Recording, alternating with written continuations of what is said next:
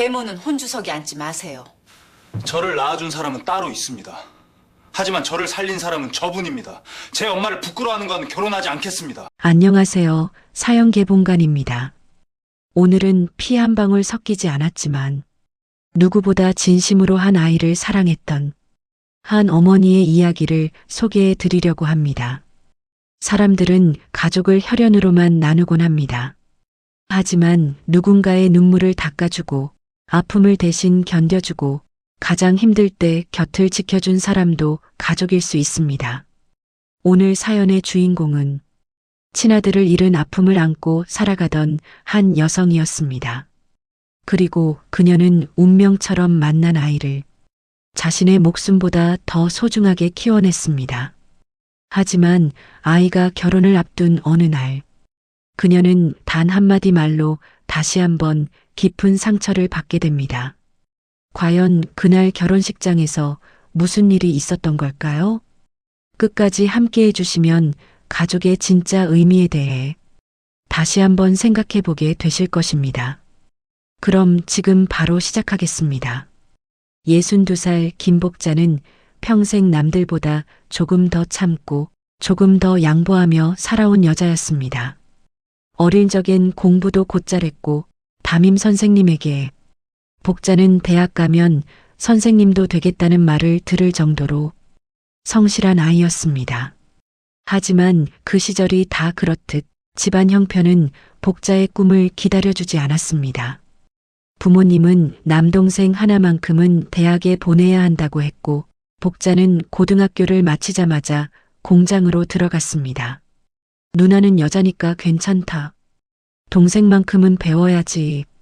그 말을 들으며 복자는 울지 않았습니다. 그냥 그게 자신의 몫이라고 생각했습니다. 20살이 되던 해 복자는 공장에서 첫 번째 남편을 만났습니다. 서툴지만 다정했던 남자였습니다. 둘은 가난했지만 성실했고 작은 단칸방에서도 웃음이 끊이지 않았습니다. 그리고 결혼한 지 얼마 지나지 않아 아들이 태어났습니다. 복자는 그 아이를 품에 안고 처음으로 생각했습니다. 내 인생도 이제 좀 괜찮아지려나. 하지만 행복은 너무 짧았습니다. 결혼 4년 만에 남편이 교통사고로 세상을 떠났습니다. 복자는 하루아침에 24살 과부가 되었고 어린 아들 하나를 품은 채 세상에 혼자 남겨졌습니다. 그런데 진짜 지옥은 장례식이 끝난 뒤부터였습니다. 시부모는 복자에게 말했습니다. 내가 우리 아들 잡아먹은 거야. 팔자 사나운 년이 애까지 망치게 둘 수 없다. 복자는 울며 매달렸습니다. 어머니, 저한테서 아이까지 빼앗아 가시면 저는 어떻게 삽니까? 하지만 시부모는 끝내 아이를 데려갔습니다. 복자는 아이 얼굴이라도 보게 해달라고 몇 번이고 찾아갔지만 대문은 늘 닫혀 있었습니다. 몇 년 뒤 어렵게 초등학교에 들어간 아들을 만났을 때 아이는 복자를 차갑게 바라보며 말했습니다. 할머니가 그랬어요. 엄마가 나 버리고 갔다고요. 그 한마디에 복자는 무너졌습니다. 세상에서 가장 지키고 싶었던 아이에게 세상에서 가장 미운 사람이 되어 있었습니다. 그렇게 몇 년을 버티듯 살던 복자는 30 초반에 현재의 남편 고병욱을 만났습니다. 병욱은 복자가 일하던 공장의 현장 책임자였습니다. 병욱도 이혼 후 10살짜리 아들 정호를 혼자 키우고 있었습니다. 복자는 처음엔 그저 병욱이 안쓰러웠습니다. 아침마다 도시락을 대충 싸오는 모습, 아이 운동화가 낡아도 바꿔줄 틈 없이 일만 하는 모습이 눈에 밟혔습니다. 그리고 정호를 처음 본 날 복자는 숨이 막혔습니다. 자신이 빼앗긴 친아들과 비슷한 또래의 아이가 혼자 밥을 먹고 있었습니다. 복자는 정호에게 괜히 반찬 하나를 더 얹어주었습니다. 많이 먹어. 그래야 키 큰다. 정호는 처음엔 어색해했지만 복자의 따뜻함을 금세 알아봤습니다. 병욱도 그런 복자를 보며 마음을 열었습니다. 결국 두 사람은 결혼했습니다. 화려한 결혼식은 없었습니다. 가족 몇 명만 모인 자리에서 밥 한 끼 먹고 그렇게 부부가 되었습니다. 복자는 공장 일을 그만두고 집안에 충실했습니다. 정호의 아침밥, 도시락, 학교 준비물, 운동화, 교복 하나하나 챙기며 복자는 마음속으로 다짐했습니다. 내 친아들은 못 지켰지만 이 아이만큼은 내가 끝까지 지켜야지. 하지만 결혼 3년 만에 또 한 번 시련이 찾아왔습니다. 중학교 2학년이던 정호가 급성 백혈병 진단을 받은 것입니다. 복자는 병원 복도에서 그대로 주저앉았습니다. 그리고 자신을 원망했습니다. 내가 또 누군가를 불행하게 만든 걸까? 내 팔자가 정말 이런 걸까? 정호의 치료는 끔찍했습니다. 항암 때문에 머리카락이 빠지고 밥을 먹어도 토하고 밤새 열이 오르내렸습니다. 정호는 아프고 예민해져 복자에게 모진 말을 쏟아냈습니다. 아줌마가 뭔데요? 친엄마도 아니면서 왜 내 몸을 봐요? 나 불쌍해서 키우는 거잖아요. 복자는 그 말에 매일 밤 병원 화장실에서 울었습니다. 하지만 다음 날이면 아무 일도 없었다는 듯 죽을 끓이고 토한 이불을 빨고 정호의 손을 잡아주었습니다. 정호의 머리가 다 빠졌을 때 복자는 조용히 미용실에 가서 자신의 머리도 짧게 잘랐습니다. 엄마도 더워서 잘랐다. 정호는 그날 처음으로 아무 말 없이 울었습니다. 그 긴 치료 끝에 정호는 완치 판정을 받았습니다. 그리고 정호는 복자에게 말했습니다. 엄마, 나 의사 될게요. 나 같은 사람들 살리는 의사. 복자는 그 말을 듣고 또 울었습니다. 그날부터 정호는 정말 미친 듯이 공부했습니다. 그리고 기적처럼 의대에 합격했습니다.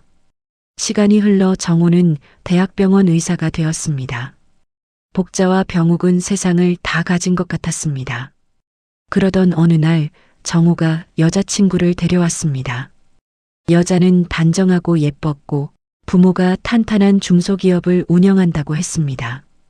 처음엔 복자도 기뻤습니다. 하지만 이상하게도 여자친구는 복자를 대하는 태도가 달랐습니다. 식사 자리에서 맛있는 반찬은 정호와 병욱 쪽으로 밀어주면서도 복자에게는 형식적인 웃음만 보였습니다. 대화도 주로 병욱에게만 했습니다. 복자는 찝찝했지만 속으로 삼켰습니다. 내가 예민한 거겠지. 하지만 상견례 날 그 찝찝함은 현실이 되었습니다. 처음엔 분위기가 나쁘지 않았습니다. 사돈될 사람들도 웃으며 말했습니다. 새어머니신데 정호 씨를 참 잘 키우셨네요. 대단하세요. 계모가 이렇게까지 하기가 쉽지 않은데. 칭찬처럼 들렸지만 말끝마다 붙는 새어머니, 계모라는 단어가 복자의 가슴을 찔렀습니다. 식사가 끝나고 계산을 하러 병욱과 정호가 잠시 자리를 비웠을 때였습니다. 사돈 여자가 웃으며 복자에게 말했습니다. 그런데 한 가지는 정해야 할 것 같아서요. 복자가 조심스럽게 물었습니다. 뭘 말씀하시는 건지. 사돈 여자는 커피잔을 내려놓으며 말했습니다. 결혼식 혼주석이요. 솔직히 계모가 혼주석에 앉는 건 좀 보기 그렇잖아요. 복자는 순간 말을 잃었습니다. 사돈 남자도 거들었습니다. 저희는 정호 씨가 의사라서 결혼을 허락한 겁니다. 아버님이 공장 일하셨던 것도 사실 좀 걸렸는데 거기에 이혼 가정, 계모까지 앞에 나서면 모양새가 좀 그렇습니다. 여자친구는 말리지 않았습니다. 오히려 조용히 고개를 숙인 채 가만히 있었습니다. 복자의 손이 떨렸습니다. 사돈 여자는 마지막으로 못을 박았습니다. 낳아주신 친어머니도 아니신데 굳이 중앙에 앉으실 필요는 없지 않을까요? 복자는 그날 집에 돌아오는 차 안에서 아무 말도 하지 못했습니다. 병욱이 물어도 정우가 물어도 그저 말했습니다. 속이 좀 안 좋아서 그래. 며칠 뒤 복자는 정우에게 말했습니다. 엄마는 결혼식 혼주석에 안 앉아도 된다. 그냥 뒤에서 조용히 보면 돼. 정우는 바로 이상함을 눈치챘습니다. 엄마, 누가 뭐라고 했어요? 복자는 고개를 저었습니다. 아니다. 그냥 엄마가 불편해서 그래. 하지만 정우는 포기하지 않았습니다. 결국 여자친구에게 직접 물었습니다. 여자친구는 별일 아니라는 듯 말했습니다. 우리 부모님 말이 완전히 틀린 건 아니잖아.